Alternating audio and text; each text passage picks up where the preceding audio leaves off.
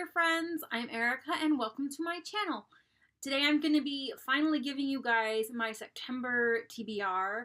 I know it's September 5th, but it's still the first week of September, so is that okay? Please don't be mad. Let's get started. I have a lot of books left over from August, and I really want to read them. So I'm just gonna really quick list those books. I'm not gonna give summaries. If you want summaries or more details, you can check out my August TBR, which I just realized I'm wearing the exact same outfit in that TBR video. Maybe this is now gonna be the TBR outfit. I'm gonna be reading Eliza and Her Monsters by Francesca Zappia, which I've already started and am liking so far. I'm gonna be reading The Pearl Thief by Elizabeth Wein. Also, The Red Tent by Anita Diamond. And I'm going to be reading The Return of the King by J.R.R. Tolkien.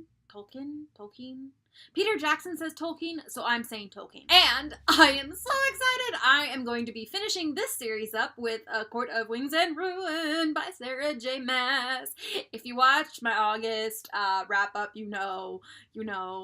I'm scared, guys, but I have to find out what happens. But also, there's no book after this, and aren't there gonna be more? I'm really nervous. We'll see what happens. Moving on to my new books for September, i.e. not August books, but new books. Julie, over at Pages and Pens, has started this new thing called Throwback Thursday, and basically you reread a book from your past, and you vlog the experience, and then on the third Thursday of the month, you post it. I'm going to try and do it. I don't know how much I'll be able to do with my tech limitations, but I'm going to try.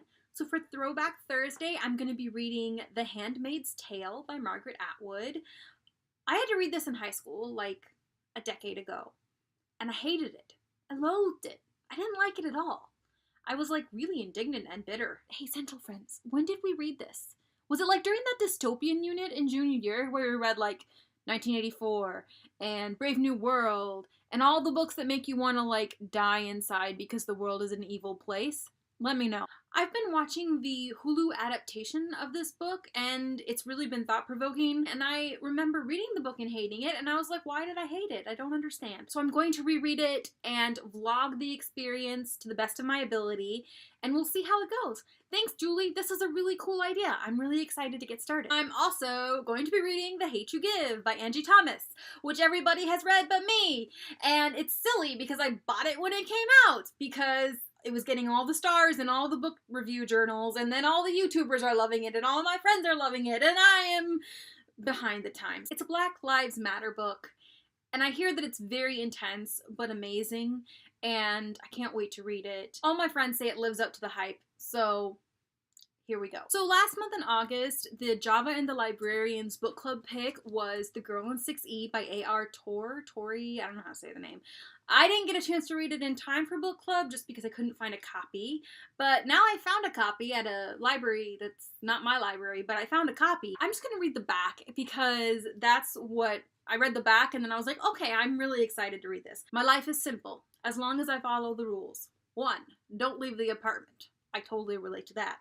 2, never let anyone in. Also really relate to that. 3, don't kill anyone. Well, that sounds ominous.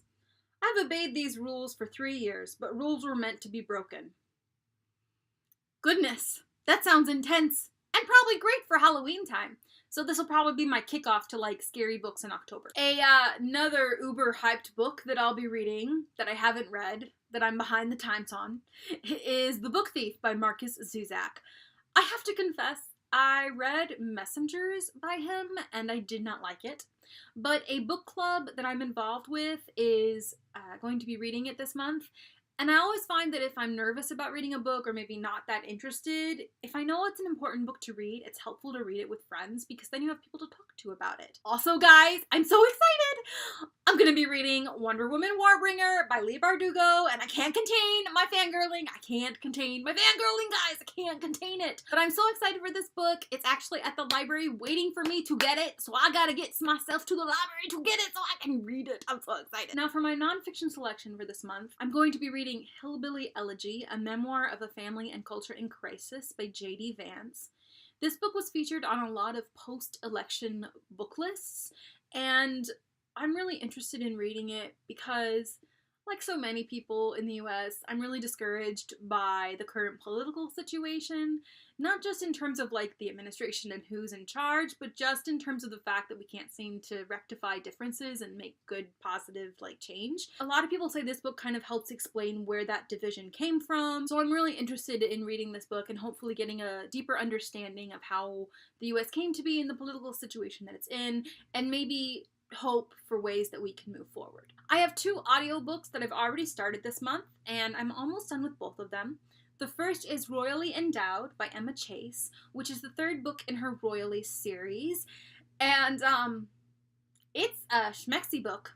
These books are schmexy books, but I love them because they are like the prince trope. Like, there's this troubled bad boy prince character, or like nobility character, or, you know, guy that's from England except not England character. It appeals to all the Disney like princess in me, but also like is an adult grown-up schmexy times book, so it combines those 2 things, which I love both of those things. Highly recommend them if you like that trope, or you like schmexy times, or you just want to read a real light, fluffy, fun read. The other audiobook I'm reading is Troublemaker by Leah Remini. It's about her experience in Scientology and the process she went through to leave Scientology. It's been real fascinating to read and listen to her talk about.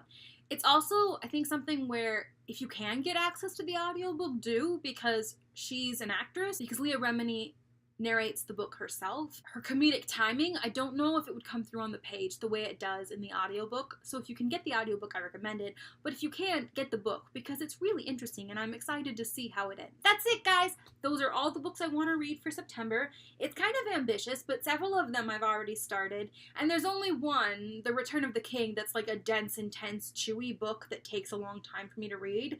Like, it takes me about a month to read one of those books. What about you? Are you guys reading any of these books in September? Have you read any of these books already? Do I need to have tissues for any of them? Chocolate? Wine? Let me know down in the comments. I like to be prepared. And thanks for watching. See you next time. Bye, guys! The sun is setting. My lighting is going. Clouds are the worst!